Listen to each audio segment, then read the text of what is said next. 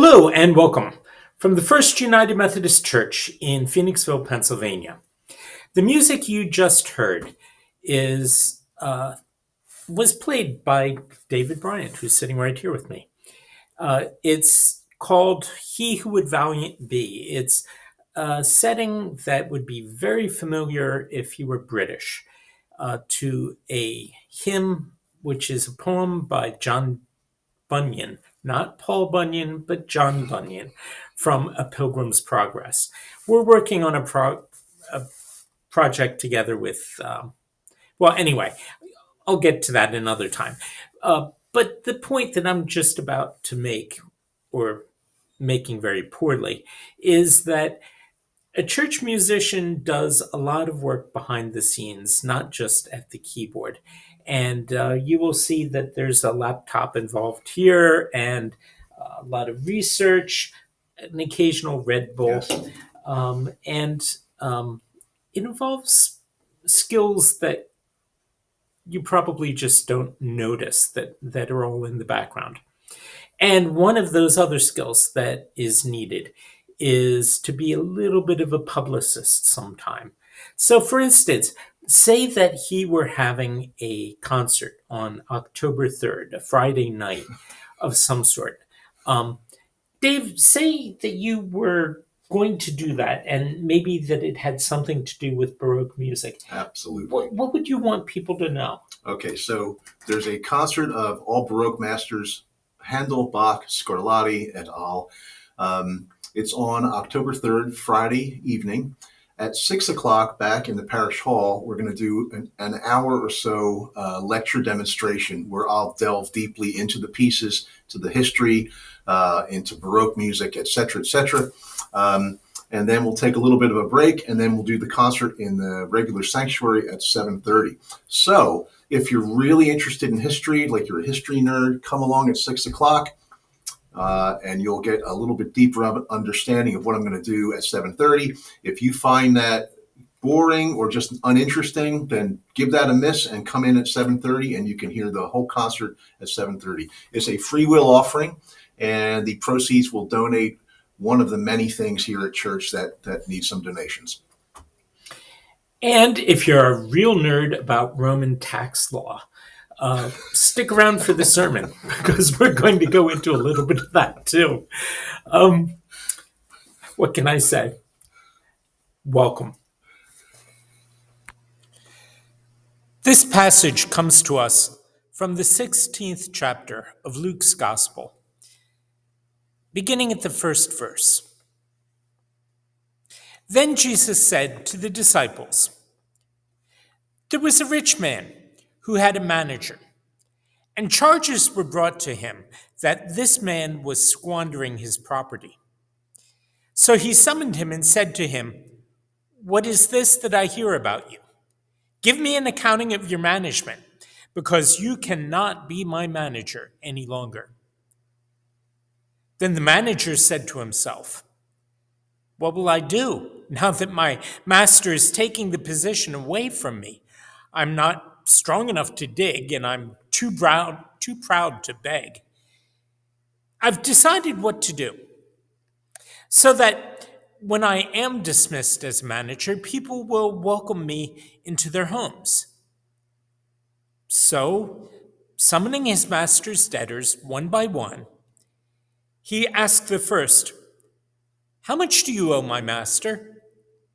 He said, 100 jugs of olive oil.' He answered him, 'Take your bill, sit down quickly, and make it 50. Then he asked another, 'And how much do you owe?' He replied, 100 containers of wheat.' He said to him, 'Take your bill and make it 80. And his master commended the dishonest manager because he had acted shrewdly. For the children of this age are more shrewd in dealing with their own generation than are the children of light. And I tell you, make friends for yourselves by means of dishonest wealth, so that when it's gone, they may welcome you into the eternal homes. Whoever is faithful in a little is faithful in much. And whoever is dishonest in little is dishonest also in much. If then you have not been faithful with the dishonest wealth, who will trust you with the true riches? And if you've not been faithful with what belongs to another,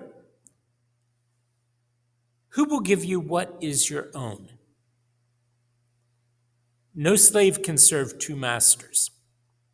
He will either hate the one and love the other, or be devoted to the one and despise the other. No one can serve God and wealth.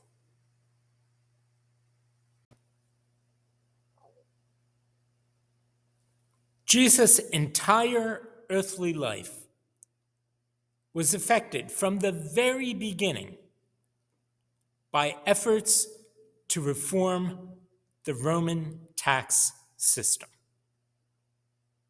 Every Christmas, we get that message from the Gospel of Luke, and it goes right past us. Before you get to the story of Mary giving birth to the baby in the manger, there's this little introductory passage right there, the start of chapter 2 of Luke. In those days, a decree went out from Emperor Augustus that all the world should be registered. This was the first registration when Quirinius was governor of Syria. All went to their own towns to be registered. That was not done just so that the Emperor Augustus could get a nose count. That was done because he was trying to get control of the tax system. To this day, we still use Latin when we talk about the sort of thing he was trying to put into place. And eventually he'd find ways to do it. He was trying to put in a per capita tax. I pay a per capita. Pretty much all of us pay a per capita tax. A tax that's based on the number of people in a household. Per capita for each head. Augustus made a lasting impression on tax law only through that one little phrase. Now, Augustus was, in fact, a tyrant, but you have to give him his due in some respects. And what he was trying to do took guts, and really, in some ways, was a benefit to the people, even though I don't think that's exactly what he had in mind.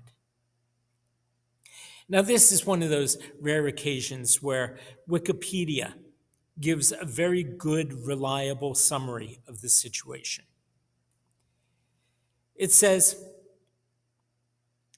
at the height of the Roman Republic's era of provincial expansion, roughly 146 BC until the end of the Republic in 27 BC, the Roman tax farming system was very profitable for the publicani. Publicani is a Latin word that came into the King James Bible as the word publican. What a publican was basically somebody who was the tax bureau for a local province, for a province or two. He was not necessarily the tax collector, but he was the one who organized the tax collectors, who sent them out, but most importantly, who handled the contract side of things. Let me get back to Wikipedia's summary.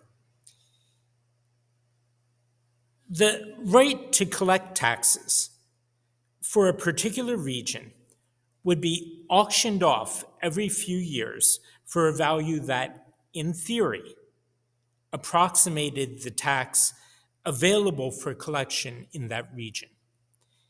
The payment to Rome was treated as a loan, and the publicans would receive interest on their payment at the end of the collection period.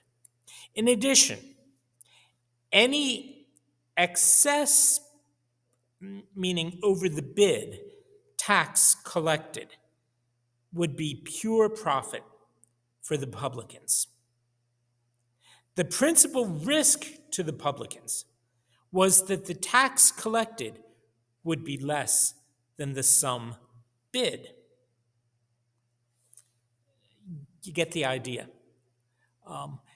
I go to the auction and it's announced that in this area they expect to collect 10,000 sesterces.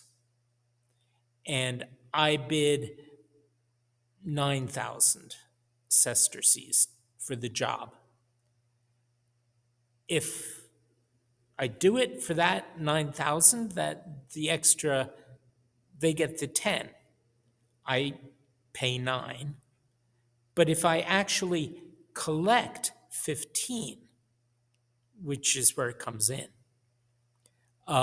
then the 5,000 that's over the official bid goes to my pocket.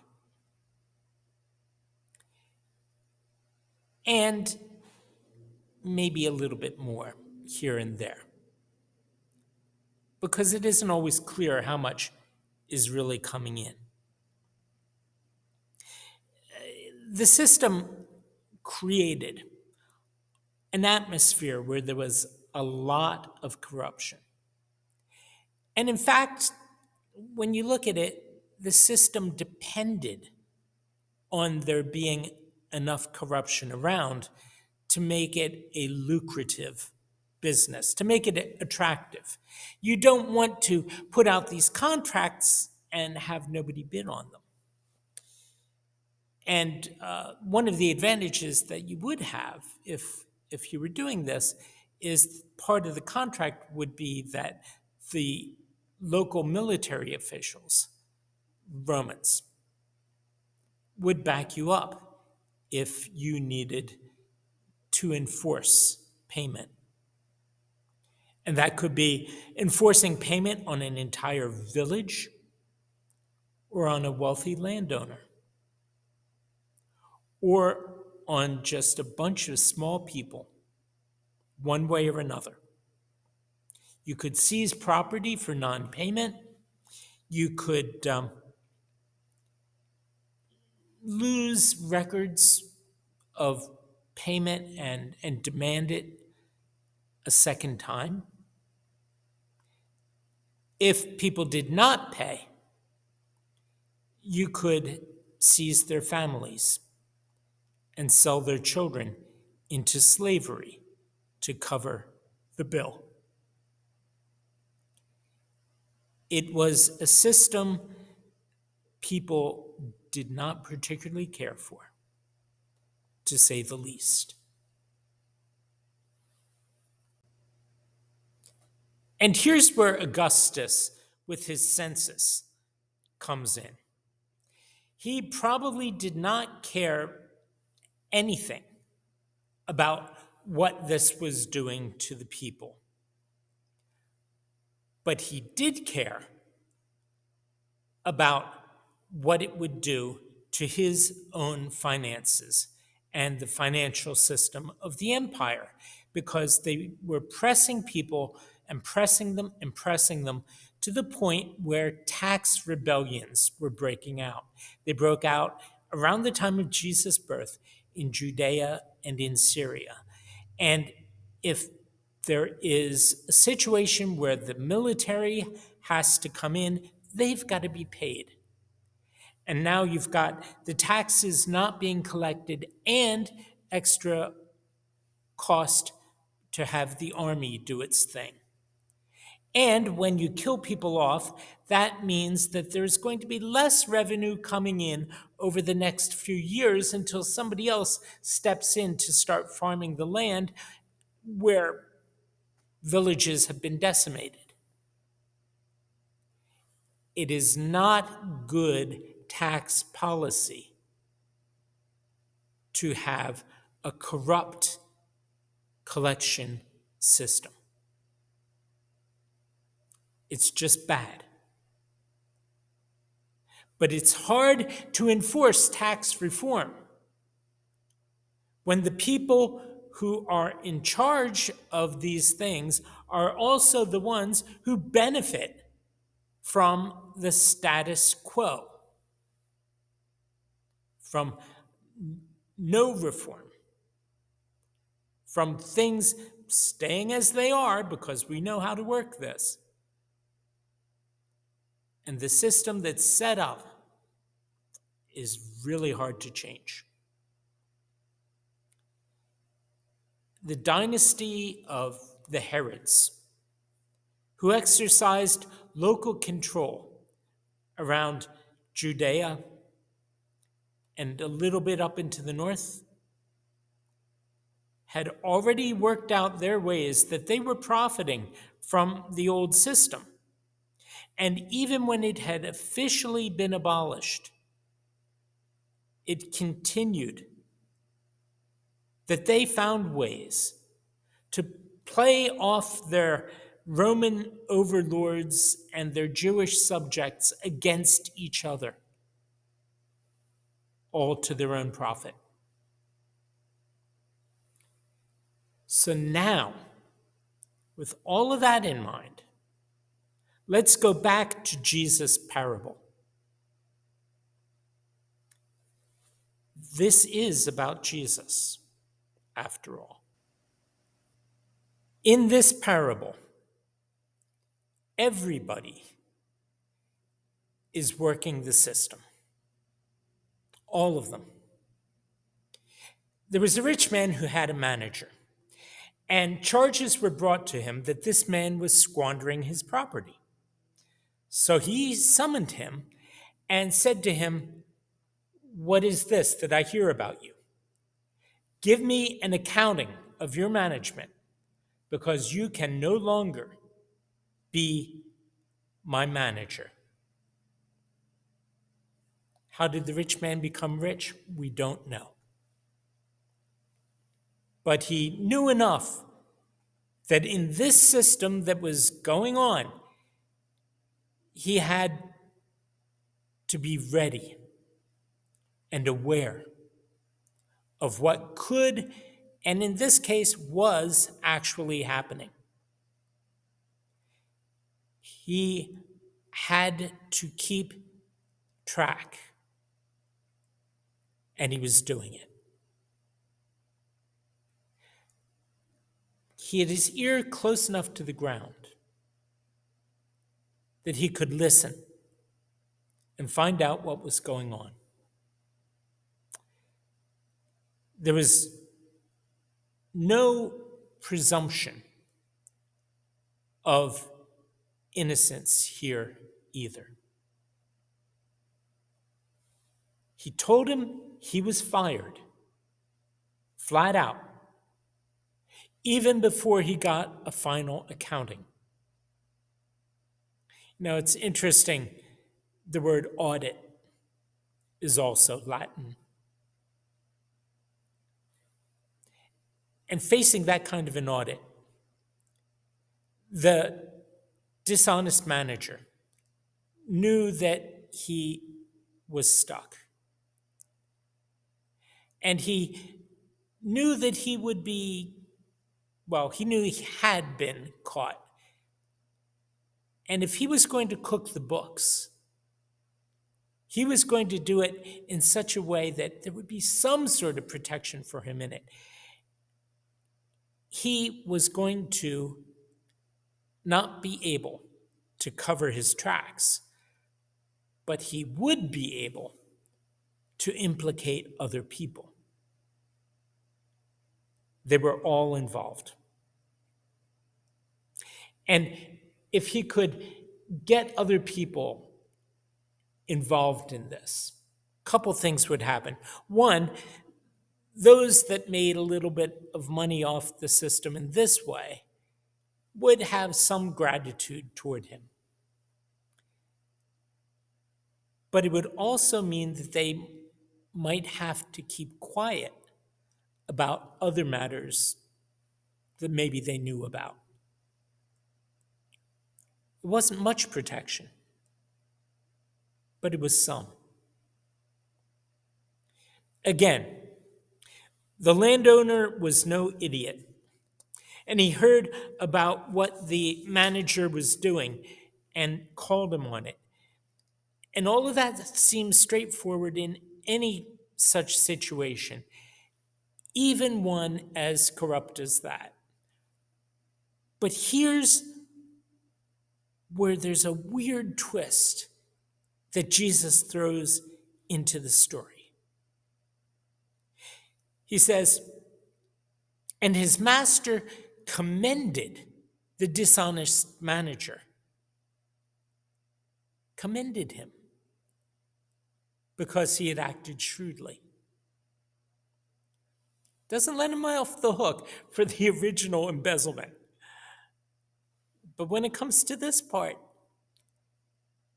he's impressed at the guy's efforts and at his know-how. We get from that the wider point that Jesus is really trying to make. And it's not one about tax fraud. It's not one about embezzlement. It's not about financial management. In fact, Jesus is offering a critique, not here on his opponents. Everybody knows they're crooks. He doesn't have to point and say, the system is dare I say, rigged. Instead, he turns it around on his own friends and says to them, for the children of this age are more shrewd in dealing with their own generation than are the children of light.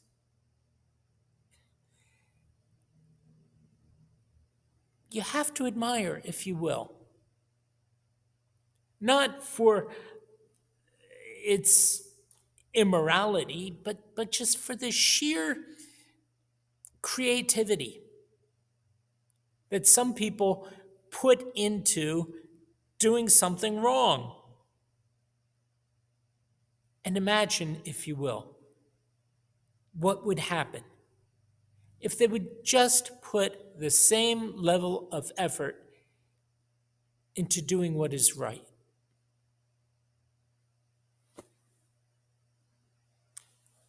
So Jesus says to his disciples and says to us, I think, at the same time, don't try to beat the world on its own terms. You're not going to do it. The people who are tangled up in the sort of power plays and the greed and all of that stuff, they're going to find a way. They're going to find a way to do their scams and their grifts. They're going to find a way to go after whatever they can, however they can, regardless of who it hurts. That's going to happen. But fighting fire with fire generally means that everybody involved gets burnt.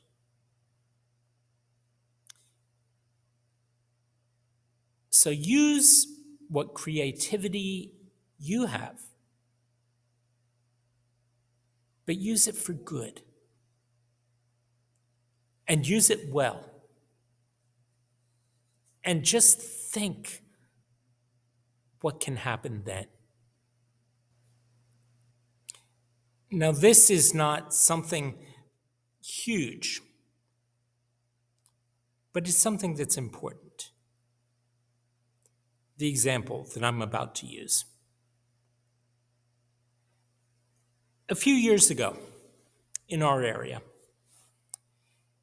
it became obvious what people should have seen all the way along, and what many people who were living there did see, which was that the city of Chester had become a food desert, meaning that there was no easily available source of nutritious food within city limits. And it was because people were poor and are poor. And when that's the case, supermarkets will not operate in a neighborhood because poverty means that theft is going to be high, and that reduces your profit margin. And profits in supermarkets are already quite low.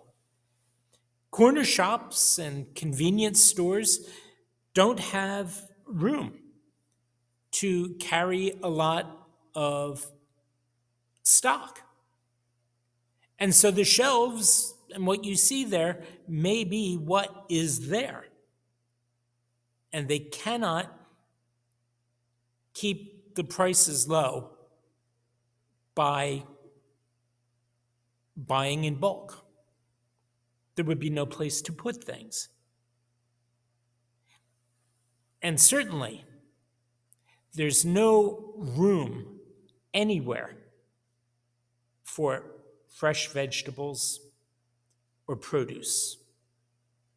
If there is, maybe a couple of tomatoes, maybe a couple of cucumbers, no way a cantaloupe or a big bin full of corn that's only going to sell for less than $1 an ear. Oh, sure, if you charge more, yeah, you can put it there, but who can pay that?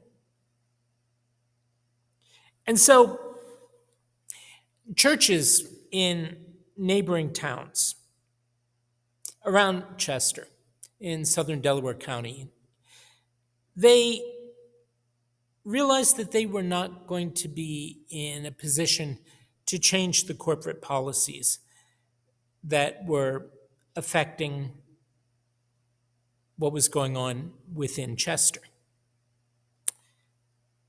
But they began to ask what they could do and how they could help.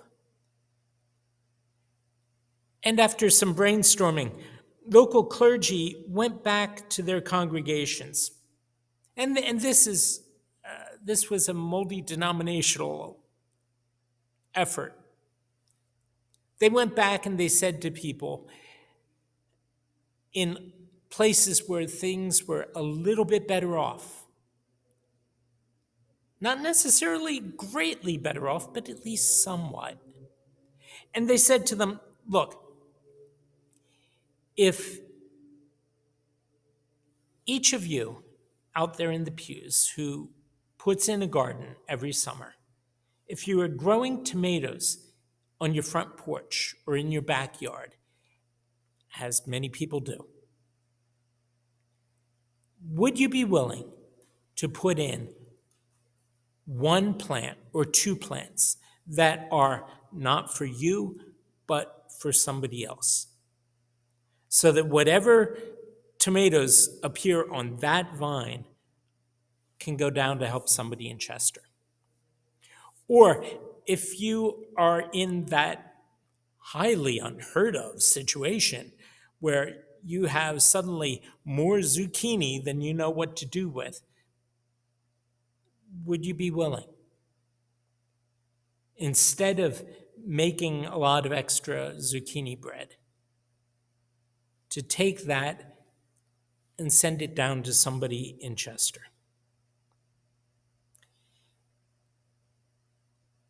And even better, if you're getting ready to plant and you haven't done it yet, would you pick up a couple extra seedlings, the ones that you might have planted there, and take them down and let somebody who would be willing to do the work, let them have that seedling and do it themselves? Or if you're planting things in an egg carton, would you take a row of the egg carton, and the seeds that are in the left side could go to help somebody, and they can grow those things themselves? Would you be willing to give those seedlings to somebody as a Mother's Day present in honor of the woman who made you eat your vegetables? And people did it. They're still doing it. Now, there might have been a further step or two that would have been possible. What if, say, somebody had taken pictures of the plants as they grew and then as they were harvested, and then sent those pictures, say, one a week, keeping an eye on the garden? This is the first week of May, the second week of May, third week of May. Send them to a legislator. Keep them rolling at a regular interval. And do the same to the executives of one of the corporations that runs Giant and Acme and Superfresh and ShopRite. Send one to each of them too every week. And get them involved in appreciating. And some people are going to look at that and after a while begin to wonder about what next week is going to look like, and show people doing that. And then at the end of the season, send a copy of all of those things all together with a note that says, if you enjoyed this,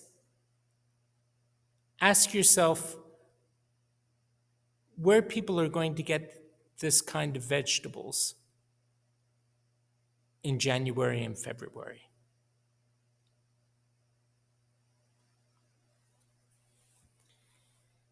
The children of this age, Jesus said,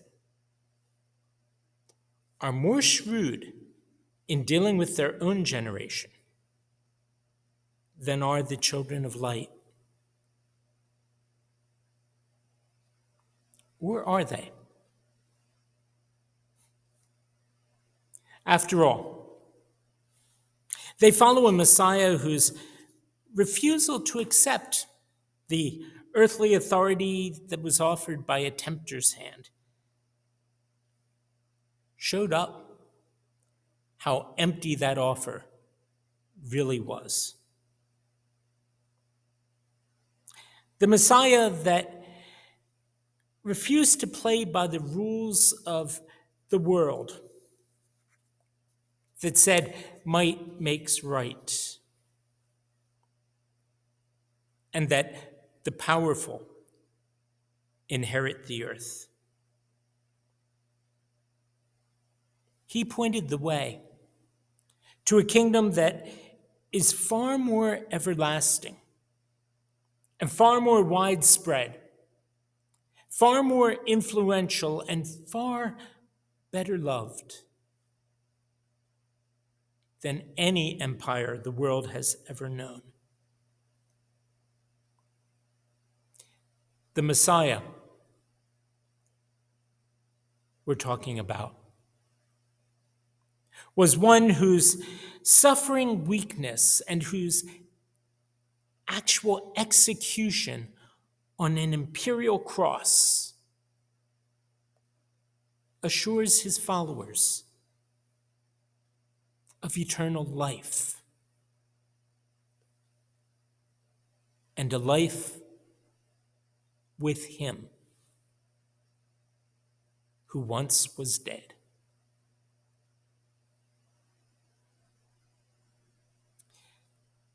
The children of this age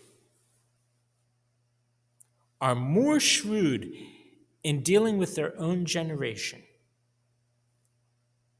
than are the children of light. But are they shrewder than Jesus? You figure that one out.